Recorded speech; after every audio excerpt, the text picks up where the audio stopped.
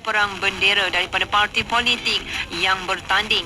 Tinjauan RTM di sekitar kawasan N41 Puteri Wangsa mendapati bendera-bendera parti sudah banyak dipasang di lokasi strategik termasuk di sepanjang jalan utama serta rumah kediaman. Bendera parti terutama Pakatan Harapan PH dan Barisan Nasional BN kini menghiasi pemandangan antaranya di Jalan Tun Teja 2 dan Jalan Puteri Wangsa. Memasuki hari kedua kempen pilihan raya Negeri Johor ke-16, calon Pakatan Harapan bagi Dewan Undangan Negeri mengundi menerusi pendekatan berteraskan kasih sayang dan kebersamaan. Beliau berkata, fokus kempen adalah mendengar sendiri pandangan rakyat serta memahami keperluan mereka.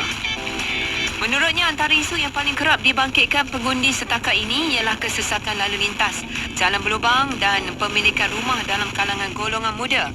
Orang ramai disaran memainkan peranan dengan melaporkan kandungan melanggar undang-undang pilihan raya atau berunsur 3R sepanjang kempen pilihan raya